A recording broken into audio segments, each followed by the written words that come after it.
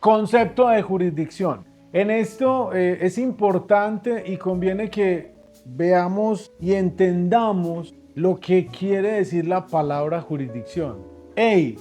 El alcalde no tiene jurisdicción. ¡Ey! Jurisdicción no es la del policía. No. Jurisdicción tiene un origen etimológico importante para poder determinar. En esto el profe Charles es bastante hasta inflexivo porque el derecho se nutre del lenguaje y es el lenguaje el que nos va a orientar sobre la razón natural de lo que quiere decir la ley, la razón natural de lo que quiere señalar una disposición jurídica.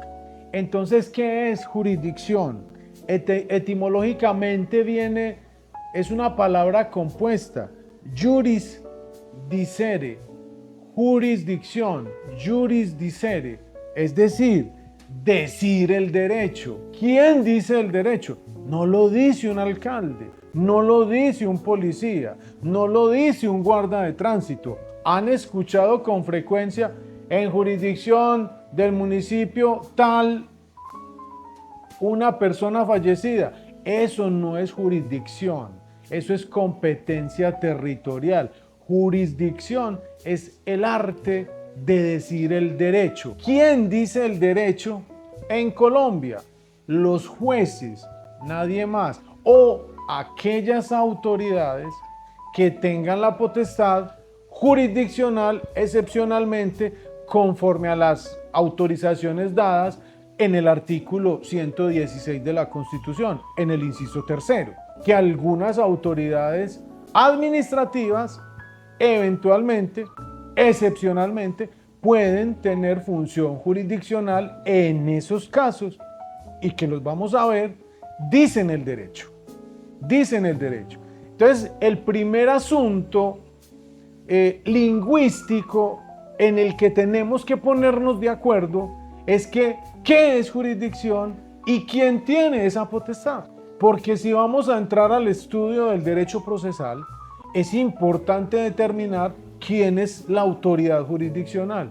Y la autoridad jurisdiccional es aquella que dice el derecho. Es decir, el juez, es decir, el magistrado, es decir, el funcionario judicial. Procesalmente, el concepto jurisdicción está asociado ¿a qué? A la facultad que tienen las autoridades judiciales de resolver conflictos intersubjetivos de intereses. El concepto de jurisdicción está asociado al principio de separación de poderes. Ustedes a lo largo del diplomado me van a ver hablando de la división de poderes como un elemento basilar de nuestra democracia y que está señalado en el artículo 113 de nuestra Carta Política y lo dice de la siguiente manera. Son ramas del poder público, la legislativa, la ejecutiva y la judicial. Señala que hay unos órganos autónomos e independientes que colaboran armónicamente con el cumplimiento de los fines esenciales del Estado. Esa es la división de poderes. Esa tradición clásica por allá de 1700 con Montesquieu vino a caer aquí a nuestro texto constitucional a través del artículo 113. Bueno, ¿y qué tiene que ver esto con el concepto de jurisdicción? Pues tiene que ver todo, porque el artículo 116 a nosotros nos está señalando quién es el que administra justicia. Y nos dice lo siguiente, artículo 116, la Corte Constitucional, la Corte Suprema, el Consejo de Estado, la Comisión Nacional de Disciplina Judicial, la Fiscalía, óigase bien, la Fiscalía es un órgano que hace parte de la rama judicial, los tribunales, los jueces, administran justicia. Es decir, ¿qué tiene que ver el principio de separación de poderes con la palabra etimológicamente hablando, jurisdicción? Pues que es la labor que hacen los jueces a través de sentencias y providencias judiciales, a través de autos y sentencias. ¿Quién lo hace? Quien tiene jurisdicción. ¿Quién administra justicia? ¿Quién tiene jurisdicción? Nadie más. Un alcalde no tiene jurisdicción. Ojo con eso. Un alcalde tiene competencia territorial. Un policía no tiene jurisdicción. Un policía tiene competencia territorial. Un guarda de tránsito no tiene jurisdicción. Un defensor de familia no tiene jurisdicción. Puede que excepcionalmente diga el derecho al fijar unos alimentos provisionales a favor de un menor o de una persona que reciba esos beneficios, pero no dice el derecho, porque son autoridades administrativas que tienen entonces competencia. Esto lo vamos a ver más adelante cuando trabajemos todo el capítulo de la competencia de los jueces y de cuáles son las competencias administrativas que eventualmente van a ser sometidas al control de los jueces. ¿Quién más tiene la posibilidad de decir el derecho? El Congreso, cuando está juzgando a personas aforadas.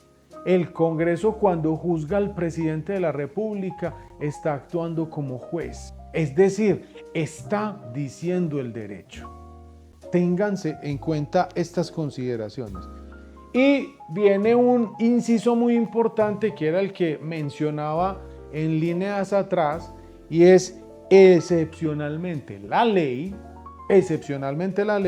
podrá atribuir función jurisdiccional en materias precisas, es decir, muy limitadas, a determinadas autoridades administrativas. Sin embargo, no les será permitido adelantar la instrucción de sumarios ni juzgar delitos.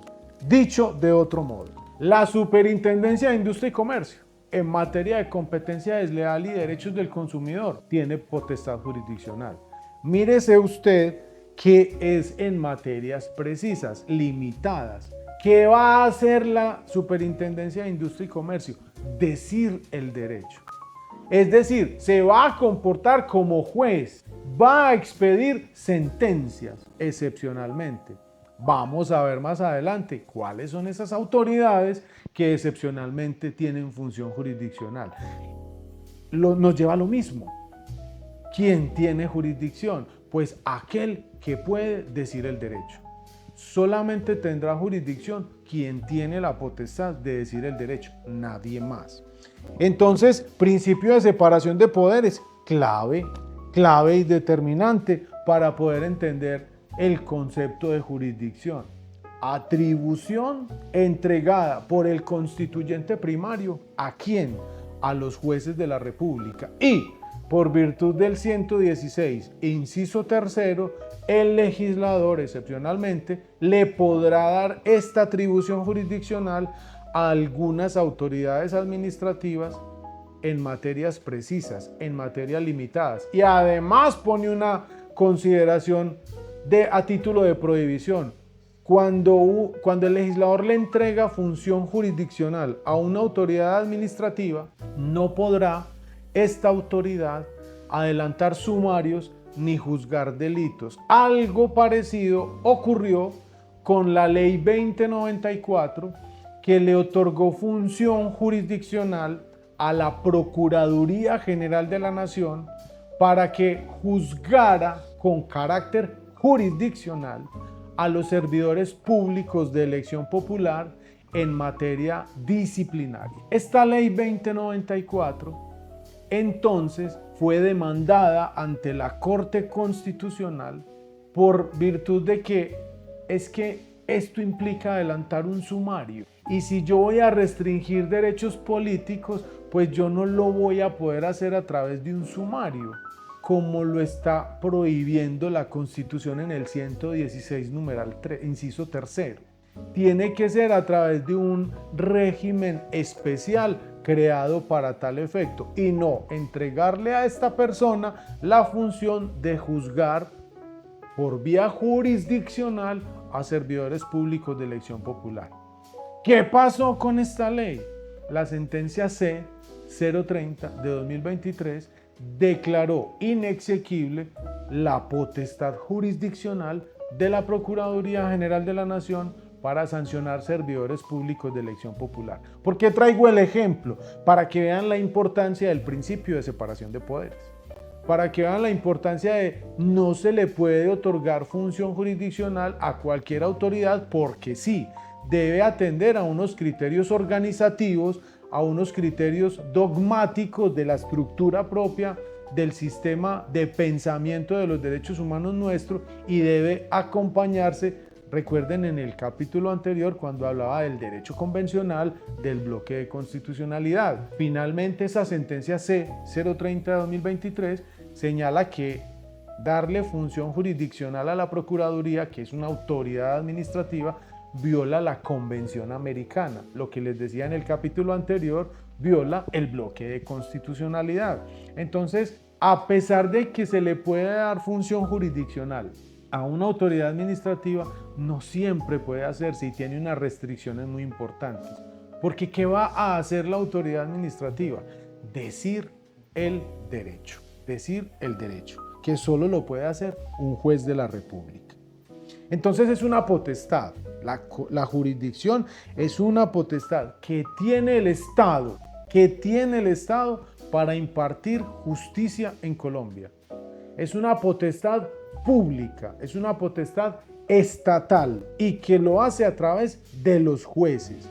¿Gracias a qué? Al principio de separación de poderes. Ahora bien, vamos al artículo 104 de la ley 1437, que es la que me habla de cómo funciona la jurisdicción en materia contencioso administrativa. Y aquí ya es donde vamos a empezar a entrar al tema preciso propio del sistema contencioso administrativo en Colombia. Nótese lo siguiente entonces. Este libro está para este diplomado, compré este libro que está recién inauguradito porque el diplomado lo amerita. 104 dice de la jurisdicción de lo contencioso administrativo. La jurisdicción de lo contencioso administrativo está instituida para conocer, además de lo dispuesto en la Constitución política, es decir, nos vamos para el 237 de la Constitución, ¿qué quiere decir? Dice lo siguiente, miren pues, 237, son atribuciones del Consejo de Estado. Hay que leer sistemáticamente. Son atribuciones del Consejo de Estado. Primero, desempeñar las funciones de Tribunal Supremo de lo Contencioso Administrativo. Segundo, conocer de las acciones de nulidad por inconstitucionalidad de los decretos dictados por el Gobierno Nacional cuya competencia no esté atribuida a la Corte Constitucional. ¿Y cuáles son los de la Corte Constitucional? Los del 241. Es decir, el Consejo de Estado no va a conocer de los siguientes casos. Primero, demandas de inconstitucionalidad contra las leyes. El Consejo de Estado no va a conocer sobre referendos, no va a conocer sobre asambleas constituyentes, no va a conocer sobre vicios de procedimiento en un acto legislativo, no va a conocer sobre decretos legislativos, no va a conocer sobre decretos extraordinarios. ¿Por qué? Porque son de la Corte Constitucional. En lo que no esté dispuesto en el 241, conocerá el Consejo de Estado gracias al 237 de la Constitución. Fíjense entonces que la lectura la tenemos que hacer transversal para poder entender el por qué la arquitectura de lo contencioso administrativo en Colombia. Volvemos al 104. Entonces el 104 me está diciendo que la jurisdicción de lo contencioso conoce todos los asuntos dispuestos en la Constitución, en las leyes especiales. ¿Cuáles son las leyes especiales? Estas. Pero hay más leyes especiales. Está la ley de pérdida de investidura, por ejemplo. Está la ley de la acción de repetición, por ejemplo, que están estableciendo unos procedimientos contencioso administrativos y que serán de conocimiento del Consejo de Estado, que lo vamos a ver en capítulos subsiguientes en este diplomado. ¿Qué va a conocer el Consejo de Estado? El contencioso administrativo, controversias y litigios originados en actos administrativos. Y vamos a ver más adelante qué tipo de actuaciones administrativas. Va a conocer sobre contratos estatales, va a conocer sobre hechos de la administración. ¿Cómo así, profe? Es que La administración no solo se expresa a través de actos administrativos, no, también a través de hechos de la administración. Es que el alcalde ordenó de boca cerrar una vía. Eso es un hecho administrativo. Es que el alcalde ordenó la movilidad, limitar la movilidad por tal vía porque iba a haber un desfile militar y no hubo un acto administrativo. Se restringe la movilidad por X vía. Eso es un hecho administrativo. Lo vamos a ver en detalle cuando veamos las actuaciones de la administración. Dice el 104, también va a conocer sobre las omisiones. Omisiones. ¿Cómo así, profe? ¿Omisiones de quién? Omisiones del Estado. ¿Y quién omite en nombre del Estado? Nos vamos a ir para el artículo 6 de la Constitución, que dice lo siguiente. Aquí lo que vamos a encontrar en el artículo 6, los que me conocen en redes sociales saben que soy un apasionado del derecho disciplinario, mucho, pero pues porque el derecho contencioso y el derecho administrativo le permite a uno una amplitud del derecho importante. Y miren lo que pasa en el artículo 6 de la Constitución. Los particulares solo son responsables ante las autoridades por infringir la Constitución y la ley. Bien hasta ahí. Ojo con lo que voy a decir enseguida. Pero miren lo que hay después del punto seguido. Los servidores públicos lo son por la misma causa y por omisión o extralimitación en el ejercicio de sus funciones. ¿Qué encontramos en el artículo 6? Dos cosas. Lo primero es que encontramos una sujeción de todas las personas al ordenamiento jurídico. Todos estamos sujetos al ordenamiento jurídico, pero en la primera parte, antes del punto seguido, hasta el punto seguido, encontramos una relación general de sujeción al ordenamiento jurídico. Y a partir del punto seguido, hasta el final del artículo, encontramos una relación especial de sujeción al ordenamiento jurídico. Y esa relación especial es la que tienen los servidores públicos o los particulares que prestan función pública al Estado. ¿Listo? Son una relación especial de sujeción. Mientras que los particulares, si usted es servidor público, ya sabe que no solo le corresponde la primera partecita del artículo, sino también la segunda, una relación especial de sujeción. Los que no somos servidores públicos tenemos la primera partecita, una relación general de sujeción. Los servidores públicos tienen las dos. ¿Listo? Y en ese título es que encontramos en el artículo 104 las omisiones, los hechos. Recuerden, es que responde por extralimitación o por omisión en el ejercicio de funciones. Pues de ese tipo de conflictos derivados de las omisiones, derivados de los hechos administrativos, es que conocerá el contencioso administrativo. Y dice también el 104, hechos, omisiones y operaciones. ¿Qué son las operaciones? Las materializaciones de los actos administrativos. Siempre pongo un ejemplo muy particular. En la orden de cierre de un establecimiento de comercio, por sí solo no ordena el cierre, por sí solo no materializa el cierre. Tiene que ir alguien de la inspección de policía a cerrar, a poner un sello. Este negocio estará cerrado por 3 días, por 6 días, por 10 días, por 30 días. ¿Qué es la operación? El acto de ir, desplazarse el funcionario estatal y poner unos sellos. Eso es una operación administrativa. De eso también va a conocer el contencioso administrativo. Entiendas entonces que el artículo 104 lo que nos está marcando es una cláusula general de maniobrabilidad del juez contencioso administrativo. Ojo, en aquellos casos donde están involucradas las entidades públicas. Esto es medular. ¿Por qué llevamos los litigios ante el juez contencioso? Porque allí hay, en medio del litigio, una entidad pública o un particular que estaba prestando función administrativa. ¿De qué otras cosas va a conocer el juez contencioso entonces? Todo lo relativo a la responsabilidad extracontractual. Es decir, fulano va caminando por la calle, se cayó porque una tapa de alcantarilla estaba mal puesta, estaba generando condiciones de inseguridad y de riesgo, se cayó, se partió un pie. Eso es responsabilidad extracontractual del Estado. El Estado tendrá que responder, ¿sí? Esa es la jurisdicción, el campo, el radio de maniobrabilidad que tiene el juez contencioso. También sobre los contratos estatales. Es un contrato de obra pública donde el Estado no le quiso pagar al contratista lo adeudado por esa obra construida.